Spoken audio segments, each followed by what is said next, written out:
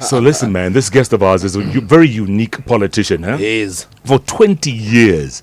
Imagine kuwa DODC for 20 years. Some people are born lucky, I think. You know what I'm saying? Watu. Alafu akawacha huko. Akasema wacha ni simame governor. Hata si senator au MP. Akapata. Akaenda? During the promulgation. Akaenda hiyo. Akapata. Yes. Alafu second round. Akabwagwa. Lakini wakampatia position. Hiyo design, I think inaitwa loyalty. Akapatiwa speaker. Yes. Akasema okay, akafanya speaker yake. Akaona yeye ibambi, haina mamagani, yeye haina mapesa. Nirudi wapi? Acha nirudi ground. And he was elected governor again. Hiyo design. That's a story, man. Hiyo ni Netflix. Unajua wanasemaga there are no second chances for first impressions. Lakini huyo ali-impress once. Na akapata second chance ya kuimpress again. So governor, now that, karibu sana, by the way, welcome to Hot 96. So now you've gotten your second round of governor. Uwezi kusimama tena, sio? Siwezi kusimama tena. Hii ndio ya mwisho. Hii ndio ya mwisho. Yeah. Katiba. Ninamalizia sasa. Ni kama Donald Trump. Yes. Yeah. Sio alisimama? Alafu akaingia kwa baridi. Alafu sasa? Akarudi. Na nataka ingine, by the way. Guy. Anataka ingine? After hii? Lakini hiyo ni story ingine. Lakini did you ever know that utakuwa such an instrumental leader? Kwa sababu wakati ulikuwa na attend Kamuhuyu wa primary school, intention yako ilikuwa nini? Kamuhuyu. Inaitwa Kamuhuyu. Did you ever know that utaingia kwa politics na national leadership? Sikujua kabisa. In fact, mimi sana nilikuwa mtu wa drama. Sana. Wewe ni actor? Actor kabisa. Nimeact vitabu nyingi nikiwa shule. Kama literature nimeact kitabu kama The Burdens by John Ruganda, nimeka-act Shakespeare. The Merchant to of be Venice. or not to be? To be or not to be. That is the question. Merchant of Venice, I was Antonio, the main actor. Oh, that's nice. And The Burdens, I was Wamala, the main actor. Hey. And then Betrayal in the City by Francis Imbuga. Maragoli wetu. So sikujua, I just grew up nikajua. In fact, when I became a DO, nilikuwa nataka mambo ya utawala. When I became a DO, I thought I would end up there. I didn't even know I would get to politics. But again, I got elevated to the highest position of PS at a very young age. So in 2012, I knew that we were 43 PSs. 2012. 2012. 43. Yeah, 43. That's under Kibaki. Under Kibaki. Yeah. So I knew that irrespective of who wins, whether it is Uhuru or Raila, there was no way they were going to retain all the 43. So nikajipanga. I said, let me go back to the people and niulize if they can elect me. Yeah. Luckily, when I went, that's how I was elected as the first governor.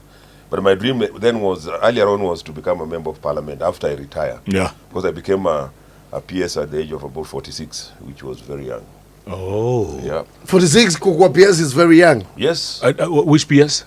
PS Livestock. Okay. But I started in the Ministry of, in Office of the President as the First Secretary Provision Session. And you've worked for 4 presidents? 4 presidents. Namely? And I've hosted all of them. Moi, Kibaki, Uhuru, and now currently President Ruto. Let me ask you, did you ever receive that phone call from MO1, Anaitwa Ugunyayo? Yes, I got it. Yes, that time I was acting this year. It was called Koibatek. Yeah, so we had elections, local authorities, and Nomo was very concerned on who gets which position, especially in Baringo. So he called just to be sure that things were going the right way. Yeah. Amazing. And what time of the morning was that call? 7 in the morning. Guy. Yeah. So you had to be up. You have to be up. You have to be alert. And by 7, you should have known what has happened in the whole district then. Yes. So before Moi calls you, you have called other people. You have called other people for what is called morning briefing. Yeah. Yeah, the OCBD, the DCI, and the NSIS have to brief you.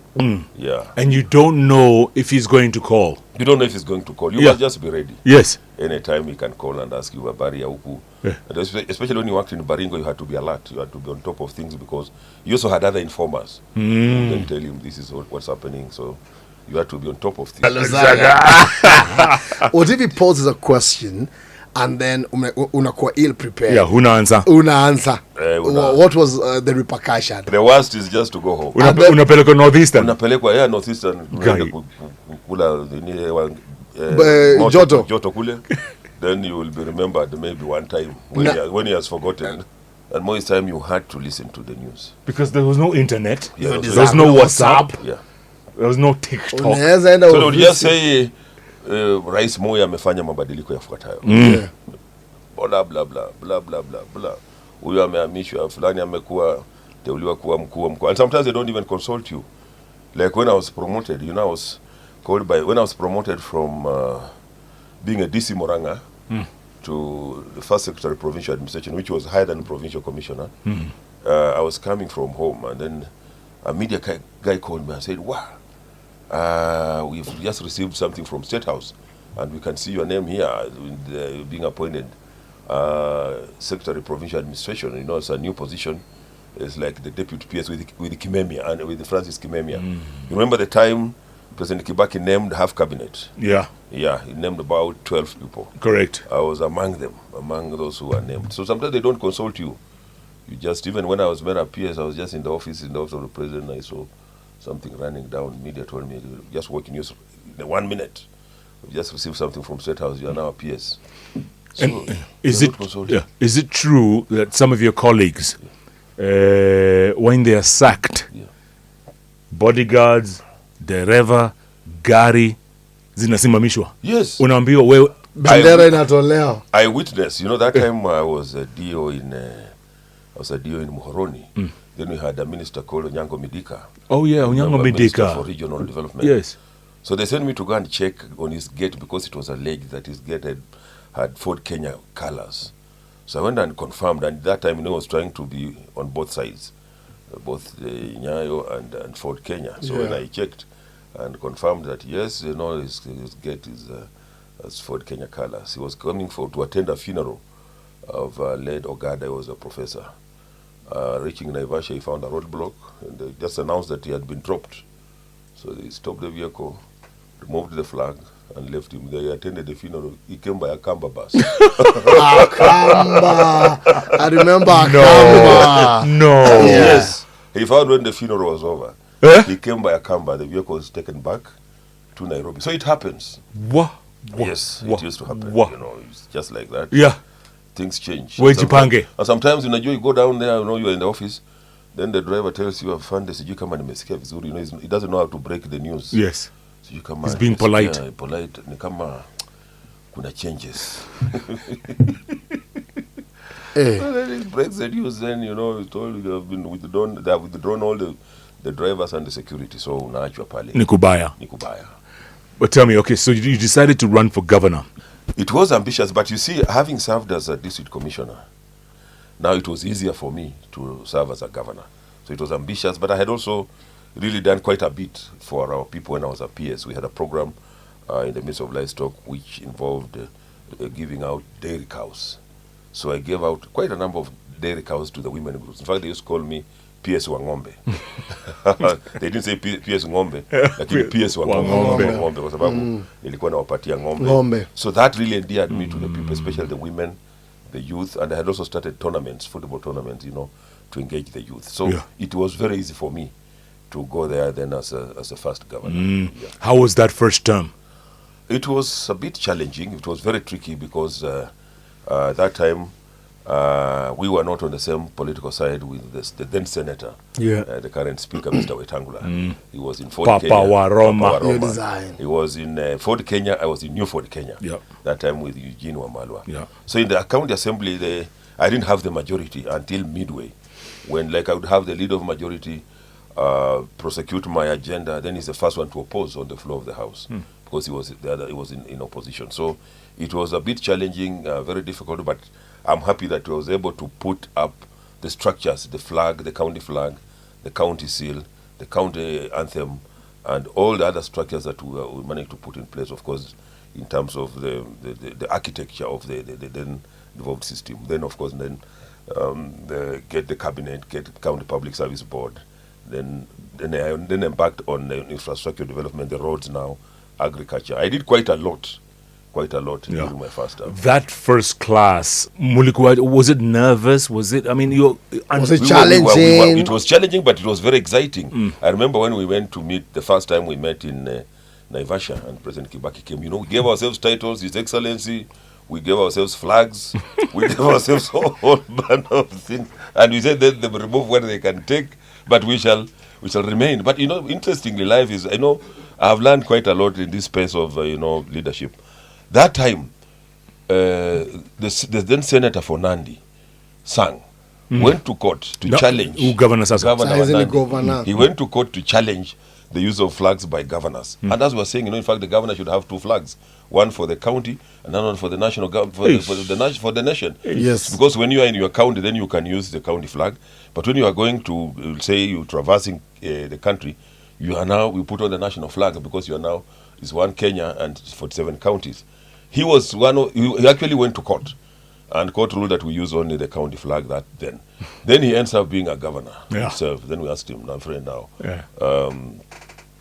how do you feel? How does it feel? Then he has always been very jittery and very guilty about it. Just the way, remember those, during the Naivasha, the constitution, the people who opposed, who wanted a weaker Senate, ended up being senators, the first senators, people like Wetangula, people like Orengo. Most of them then came to the Senate because they didn't imagine that, the Senate would be that strong. So they were regretting, because they thought it was meant for other people. It was a house of old men. It was a house of old men. Yes. Although it's supposed to be that way, it's supposed to be a house of sober minds. In fact, in other countries, when you retire as a president, you end up in the Senate. When you retire as a bishop, that's why even in Britain, it's called the House of Lords. House of Lords. Yeah, because there's supposed to be soberness in that one. What was it like under Kibaki? Oh, under Kibaki, I really enjoyed working. That's the time I worked as a permanent secretary. Kibaki was somebody who gave people space to work. Once he appointed you as a PS, he let you work. He would you would only go to brief him, and when you go to brief Kibaki, you had to be very prepared. Kibaki will look like he doesn't, ni mtu haelewi sana. But he will only give you one question, and if you are not prepared, you will never go back when you are not prepared. So he had a very sharp mind. Again, President Kibaki did not entertain fitina. If you went there to talk about, sema, bas wacha hiyo, wewe nani amesema mambo yako? Bure kabisa. Kwenda pumbavu wewe. Hiyo pana sema hapa. So you'll never go there with any to talk about fitina or anybody else. No. So, it was very, very, very nice working under him. He was a good delegator. He was a good delegator, yeah. You would, just like me when I was a PS Livestock, you'd meet maybe during occasionally staff meetings when you would come, or when, for example, we had drought. I remember the drought that used to come. Yeah. And I remember one incident where Kibaki, the normal way, you say now you're going to brief the president, we have been called as a PSS. Then the typical civil servants have put the area of Kenya. Then Kibaki said, sasa hii ndio vitu, you waste time. Who does not know the area of Kenya? Who does not know that we have drought? A meeting that wakasema toa hizo vitu zote, tell me, do we have money to address the issue? And who's going to do it? A meeting that was supposed to take 2 hours took 15 minutes. Nasema watu waende kufanya kazi. Yeah. Don't waste time on telling us the size of Kenya. Yeah.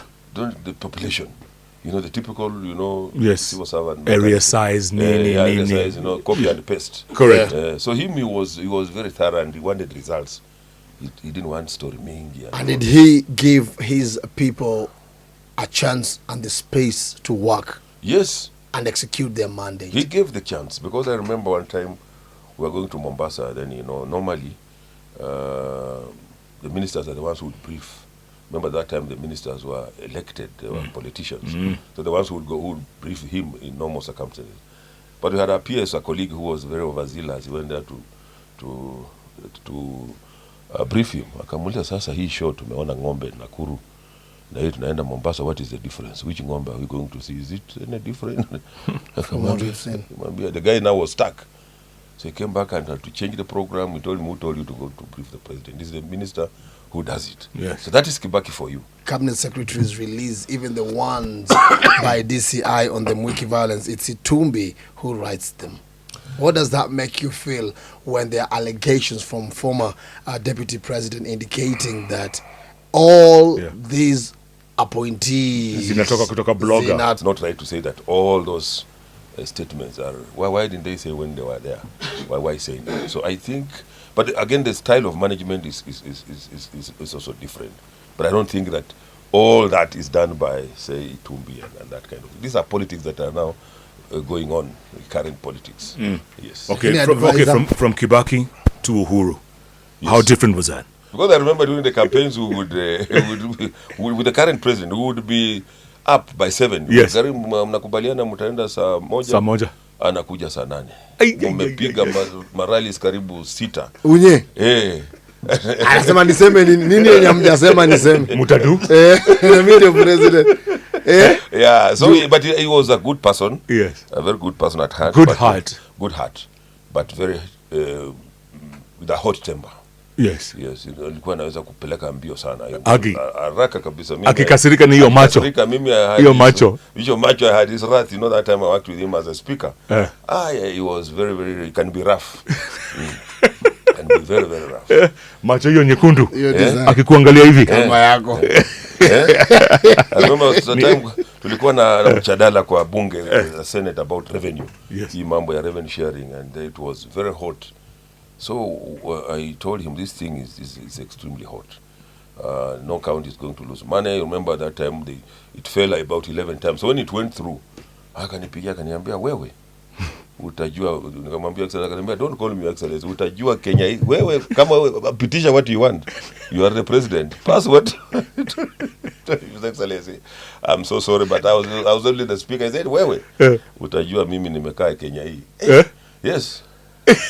That is, you know, you are being addressed like not by an assistant. No. This is the president, the head of state. Nikamwambia wewe, na kesho ukuja hapa. So ukuje kuniona. So you know, but when you go to tell him, anasema hiyo mambo ilikwisha.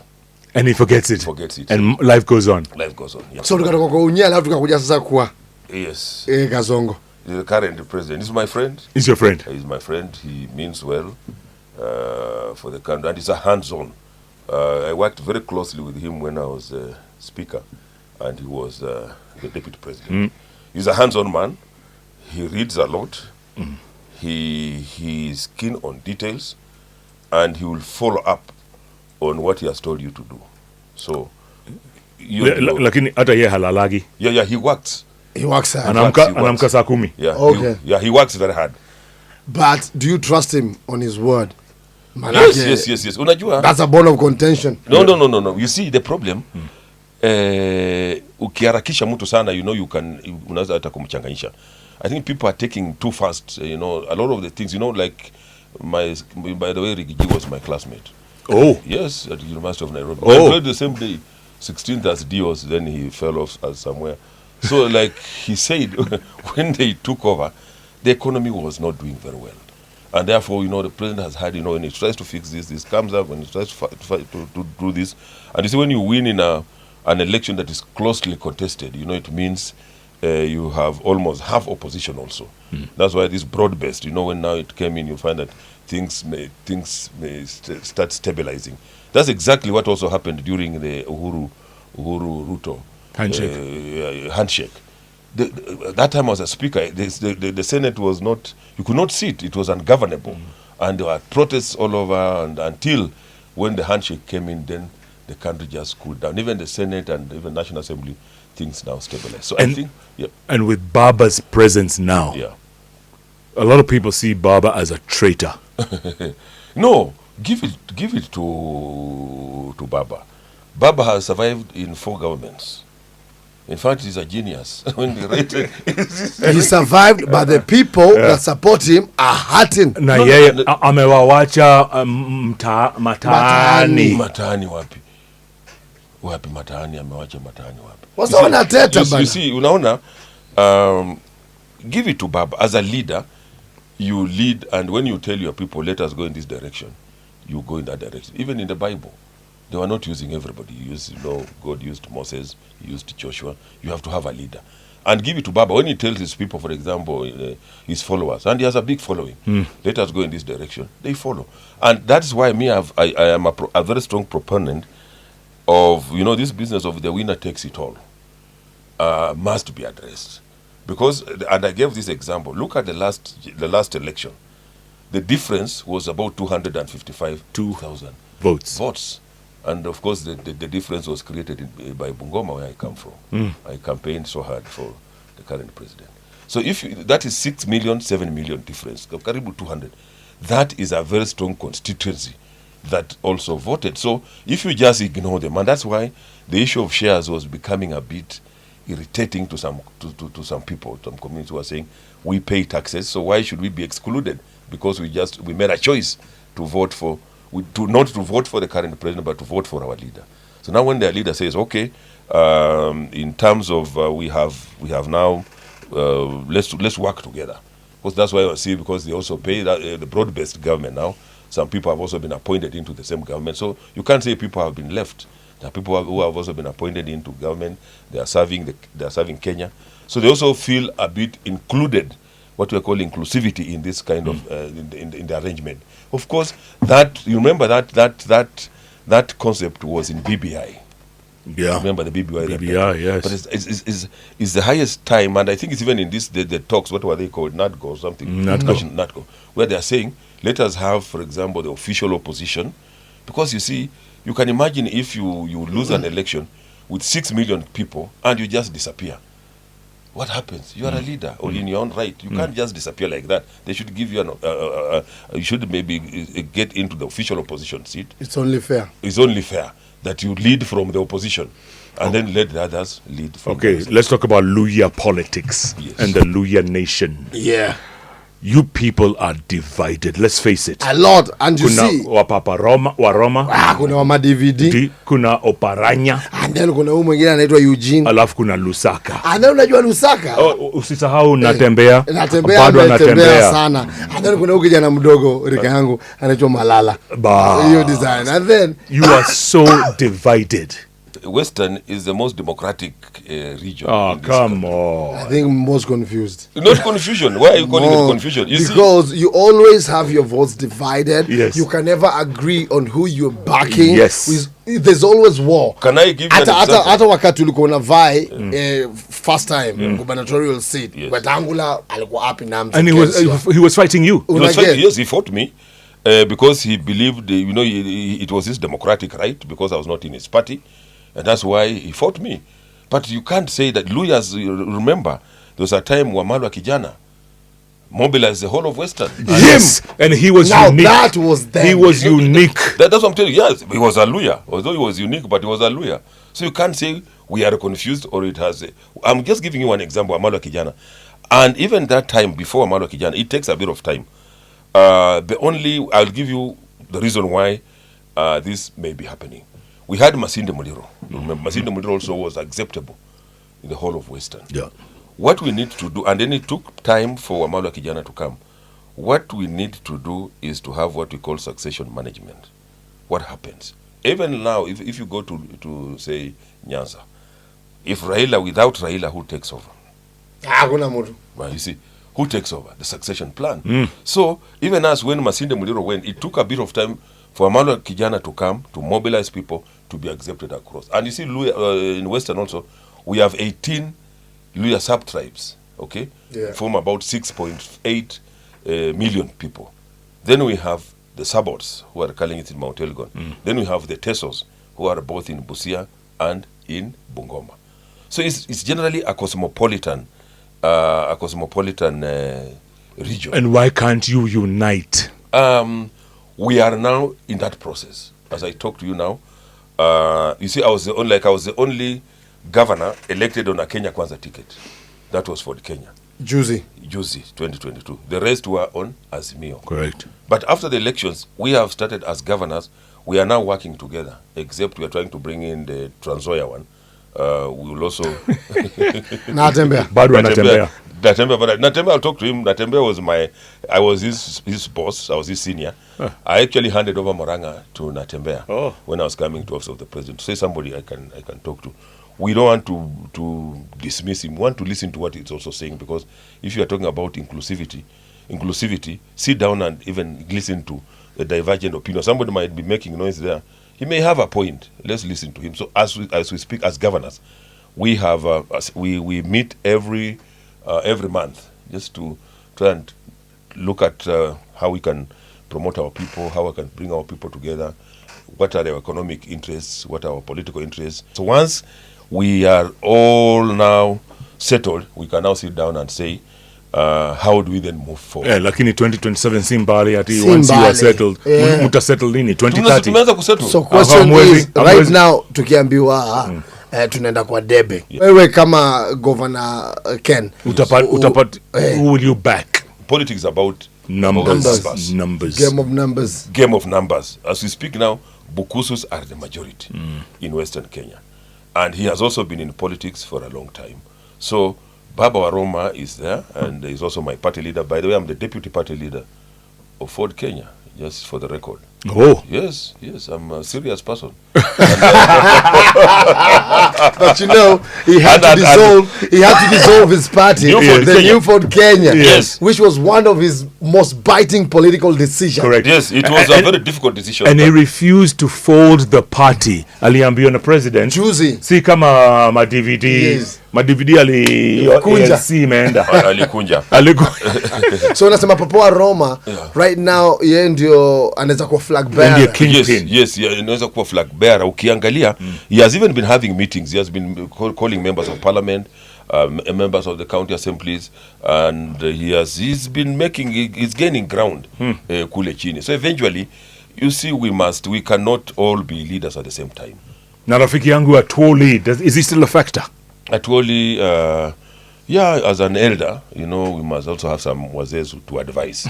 He can na offer wazee. some advisory. Muko na wazee pia Yes. ambao wana advise. He has some clout in terms of workers, and then he's also respected as an elder from that area. But in terms of maybe running for any seat, sioni kama and even that energy and that ambition now. And for you, Yes. 2027 is round the corner. Yeah. You can't run again for I governor. can't run again for. So what's Next step. yeah?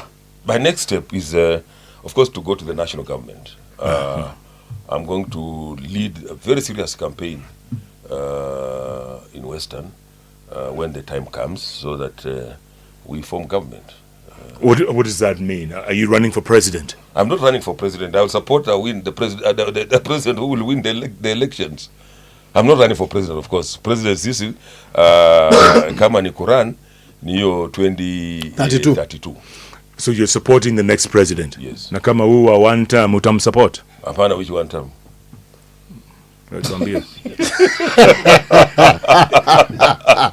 Yani Jeff, hauna imani. Let me tell you, Jeff. Yes.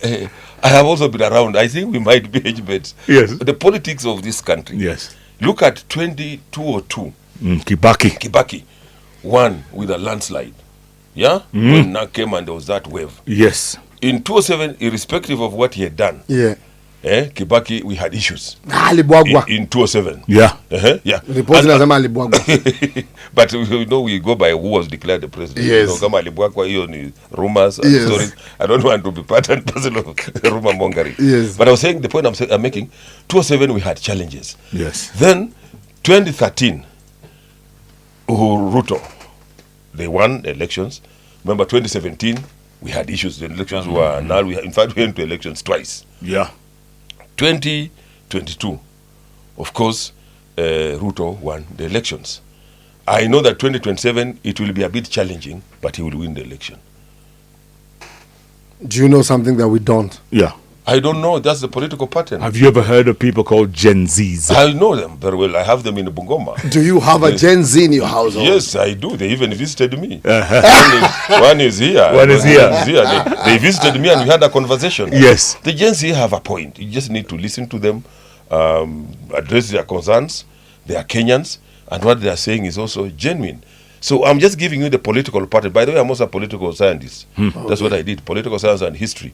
So when you combine the two, I have some historical background and I'm also a political scientist. So I'm just giving you the pattern of what has been happening. So 27, will it be peaceful? It will be peaceful, but it will be tight. It's going to be a very tight contest. Yeah.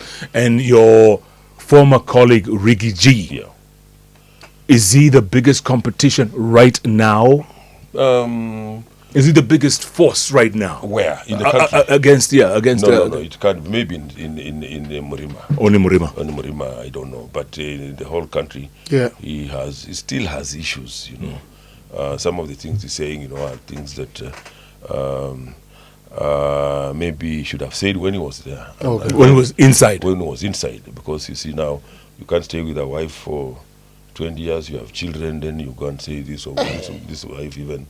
this wife pees at night, she does this, anangorota sana,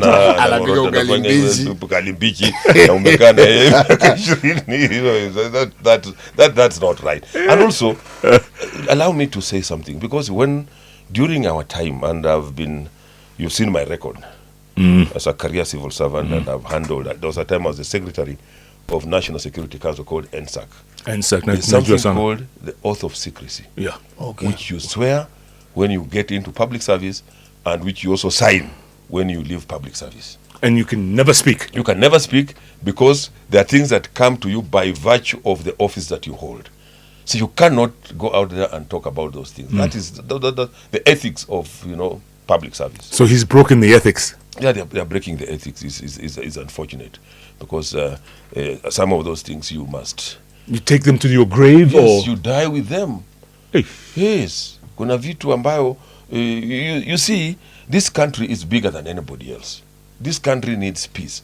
You see, it takes just one sentence or one statement to put this country on fire. And putting it off can be very difficult. By that, you remember 2007, all of you are here. Yes. You saw what we went through. So you must be very careful about some statements. That's why, you know, when you look at the institution of the presidency or the institution of the governor, it's not Lusaka, it's that institution that must be the office that must be respected and must be guarded at all. So if you elected deputy president, running mate, if I'm unaweza kubali asubuhi sana na utaweza mimi look at my track record. In fact, I have one of the best CVs in this country. If you are just to look at that, na hakuna barua kienda, there is no single letter in my file where I was warned, done anything. I've served. Lakini isipokuwa wheelbarrow. Yeah, wheelbarrow. Hizo zilikuwa expensive kidogo. Waka nikwambie. Na carcinogenic. It's true, by the way. They were not the normal ordinary wheelbarrows. The material that was used. Kwani zilikuwa electric. Upon electric. 100,000 per piece. 109. Look at the BQs. What did the BQs say? One said 109. Another one was 130. Another one was 120. Who does not know the cost of a wheelbarrow? 4,000 bob. 4,000 bob. So why didn't anybody quote 4,000? But why non-carcinogenic? Let me tell you. Tumetumia wheelbarrows for how many years? Since time immemorial. This is, in fact, this is a good opportunity now to clarify the issue. To educate you a bit. Non-carcinogenic means you're using materials that prevent cancer. Yeah. So we have a slaughterhouse which I started when I was a PS, and our intention was to export chicken. It's still there, to export chicken to other countries. You cannot export any chicken or beef or meat for that matter if the material you have used is not non-carcinogenic. Period. So that one, instead of calling it a food trolley, it was called a wheelbarrow because it was being wheelbarrowed. But it was a food trolley. It was supposed to be a food 109,000. Yes, 109. Go and check. 4 of them. How much is the aluminium, the can for you used to put milk? How much is it? What's the cost? Go and check. So this was not an ordinary, and in any case, the matter went to court. It was dismissed. All right. And it was also just politics. Na kuna watu walikula. It was politics. Kuna watu walikula. Walikula nini? Let me take you back to the Gen Z issue. They raised their concerns, their grievances. Right. None of those grievances were addressed by the administration and even down Ugokwa counties. And you are a staunch believer of fairness. In fact, there's a special Bible verse, 2 Samuel 23, verse 3 to 4. Huyu Lusaka Ken governor, Mwesh, anasema, when one rules of a man in righteousness, when he rules in the fear of God, he is like the light of the morning sunrise on a cloudless morning, like the brightness after rain that brings the grass from the earth. I am a strong believer in fairness. But do you think the population is being treated fairly? Let me talk about the county maybe before I talk about the national government. When they came, they raised the issues of employing GNCs.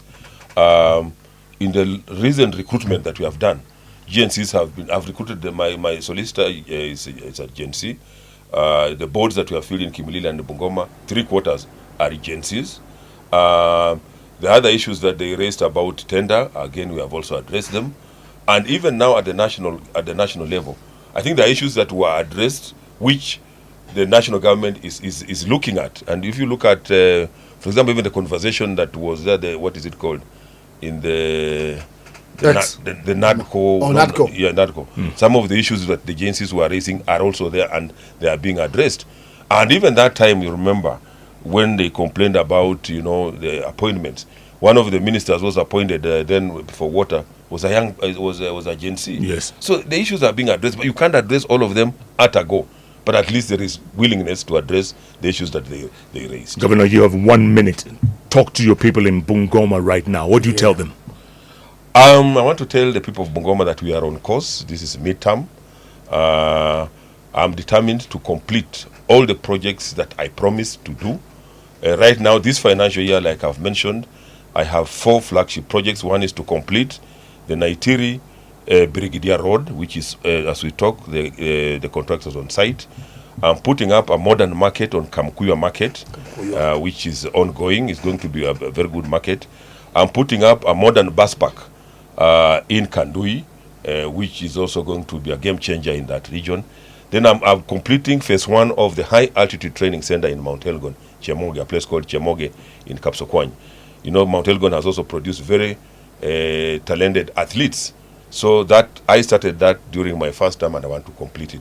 Then in the second term, next financial year, I want now to have a flagship project at least in every sub-county. We have 9 sub-counties. I want to have a flagship projects in the sub-counties that are not going to benefit from this current financial year. But of course the smaller projects are ongoing, the roads, we have what we call the ward fund, which is doing the roads, water, springs, and all that. So all that I can tell them, assure them, is that I'm determined to leave a legacy. A legacy is living today, and of course, as you think about tomorrow also. So that's what I want to do, and I want to be remembered for all the things that I will do that will go down to benefit them as a community.